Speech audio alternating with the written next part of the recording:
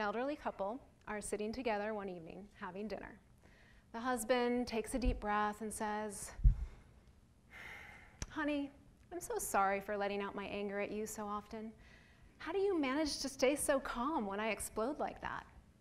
She looks up from her food and says, "Well, I always just go and clean the toilet whenever you do that." "Really? That helps?" he asks. "Of course it does, because I use your toothbrush." Several of my friends urged me not to start this talk with a lame joke. But I had to, because there's some gold hidden here. I mean, how many of you have ever said or done something out of anger that you later regretted? Yeah, that's pretty much every hand. Yes, anger can either be constructive or destructive, but a lot of us do unhealthy things with our anger. An easy way to think about it is, anger is like a child.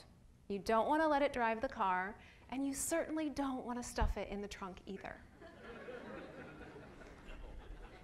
Because anger is such an uncomfortable emotion and highly stigmatized, we haven't developed the tools to properly relate to and respond from this fiery emotion.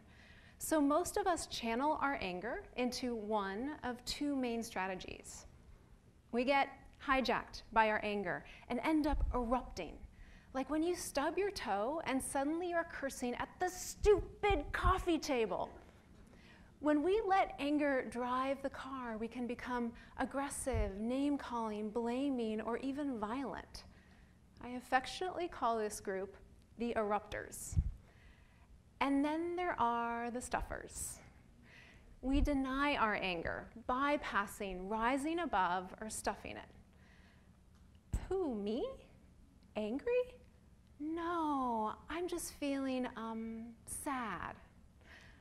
When we stuff anger in the trunk, we collapse our boundaries, stifle our true voice, and shove anger deep into our body. Research has shown that suppressing anger creates a whole host of physiological issues that can be just as detrimental as erupting with our anger.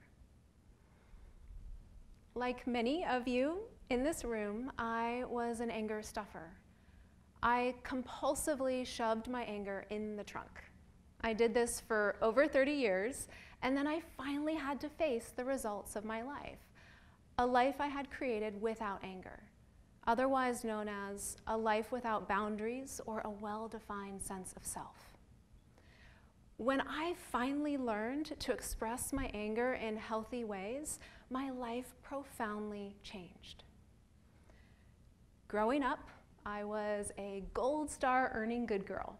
Smile, be sweet, do it right, don't rock the boat, and make sure everybody likes you. I'm sure some of you good boys and girls out here can maybe relate.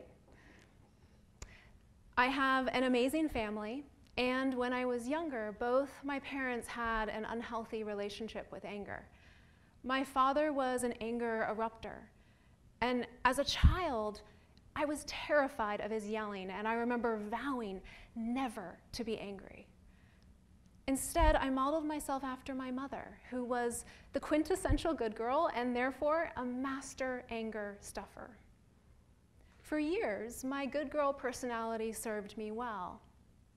But life only lets us get away with coping strategies for so long, and then it finally shines the big fat spotlight on our unhealthy patterns. My spotlight moment. In my 20s, I fell madly in love with an incredibly smart and charismatic man, and I lost myself. I stepped into a psychologically abusive relationship. Every day, my body, heart, and sexuality were violated. He trespassed my boundaries, and I let him.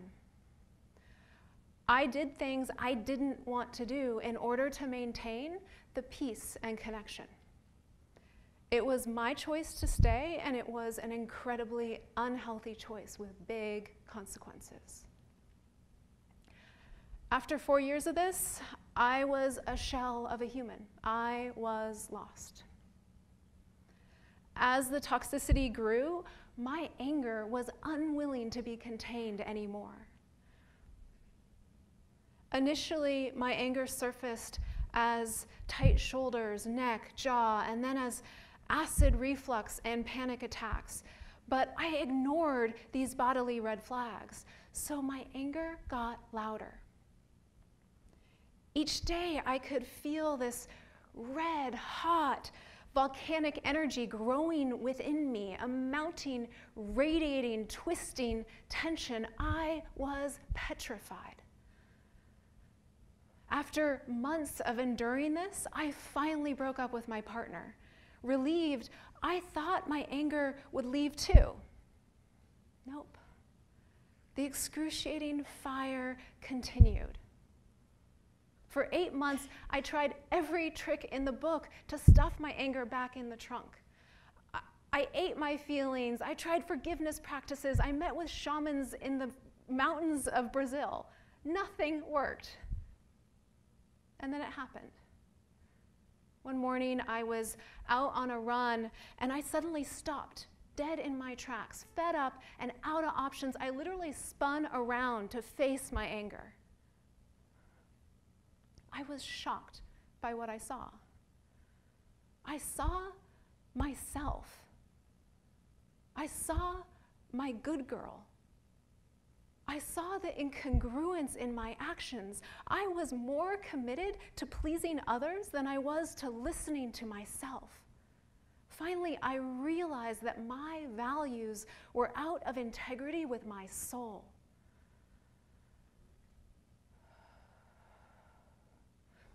Standing there on the trail, in shock and shaking, I asked my anger what it most wanted to tell me.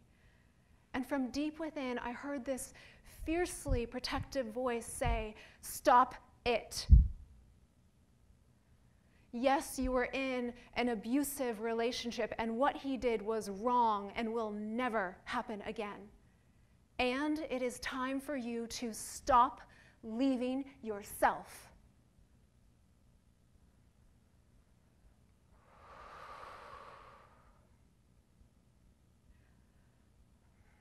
This time, I listened. I made significant changes in all areas of my life, letting go of friendships, changing my job, altering how I communicated. Anger asks us not just to see clearly, it needs us to take action. And if we don't, it hangs around. Anger is really stubborn. As I continued to create a healthier relationship with anger and my boundaries, I started to inhabit my body for the first time in my life. Healing from sexual trauma, speaking my truth, and taking a stand for my needs and desires. And as ironic as it might sound, this whole experience of awakening to anger, though challenging and messy, truly cracked open my heart. And I am still very much on this journey. I still have an inner good girl. Shocking, I know.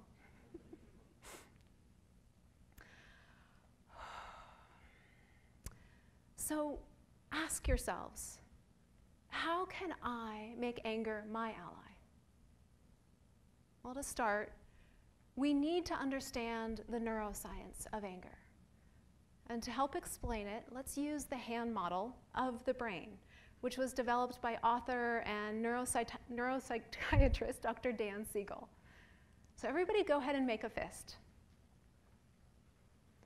Your wrist represents your brainstem, which controls basic bodily functions.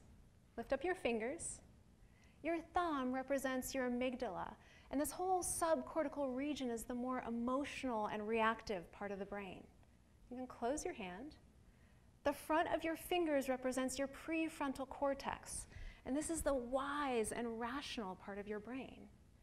So when you feel angry, it's because the brain's hardwired threat response has been triggered by a perceived threat. With lightning speed, a whole physiological response is activated in your body, preparing you for fight if you're an anger eruptor, or flee or freeze if you're an anger stuffer. However, inside your brain, when the threat response is triggered, you flip your lid. Everybody go ahead and lift up your fingers. Yeah, instantly you lose contact with the rational prefrontal cortex, and instead the reactive amygdala hijacks your brain.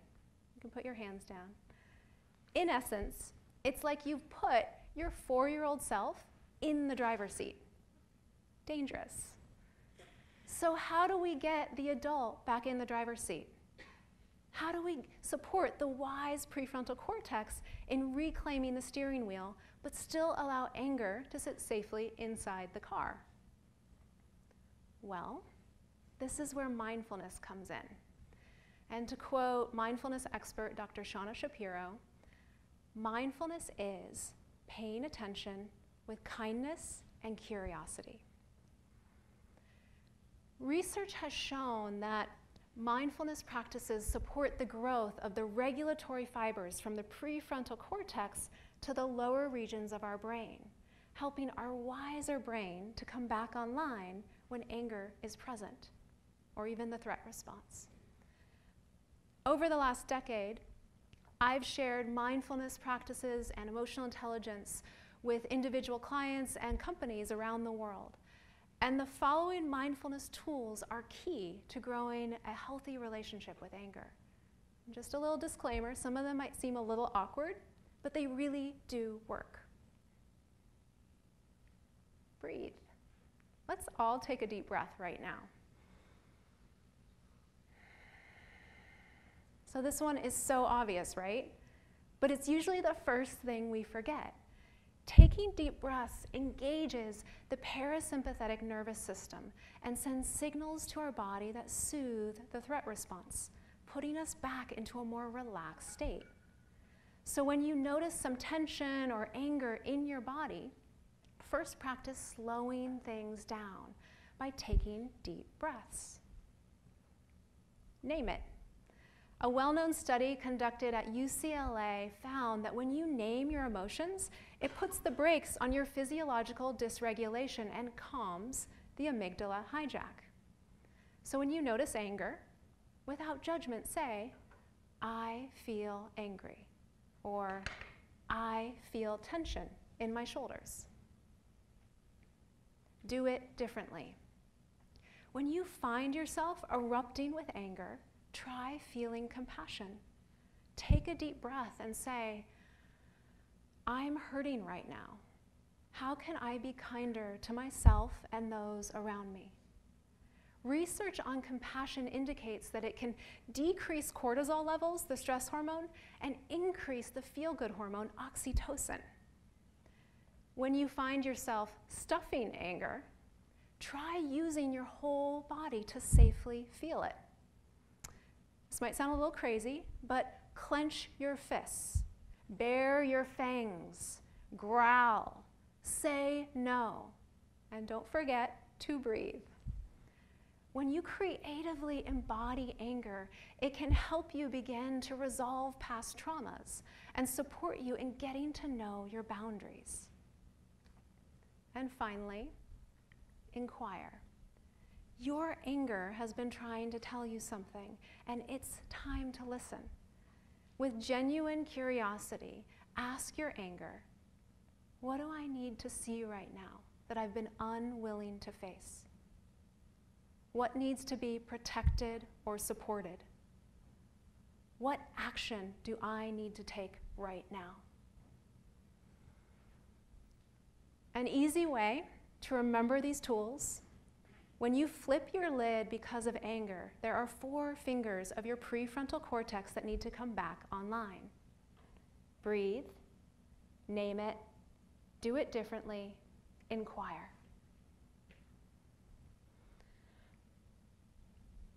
So what might our world look like if we started relating to anger in a healthier, more constructive way, instead of compulsively handing it the keys or stuffing it? Well, when more of us begin to see anger as an ally, not as a foe, we open to the many gifts this emotion offers us. When anger is our ally, we see this emotion as the flashing red warning light for the things that we or others are trespassing. Anger reveals our boundaries. When we begin to own anger in our body, we can start to thaw the parts of ourselves that have been locked and frozen in trauma. Anger heals trauma. And finally, anger urges us to come out of denial and see clearly. But we can't just stop there. Anger hangs around until we take action on what we see. Anger inspires action. There's a lot of chaos in our world right now. Our country is more polarized than ever before. People are waking up to widespread inequality and injustice. Our natural environment is being destroyed. People are angry. With all the great challenges humans are going to continue to face, just imagine what it might look like if so many more of us were in healthy relationship with our anger, exercising our power wisely, and channeling this vital energy towards improving our lives and the world around us.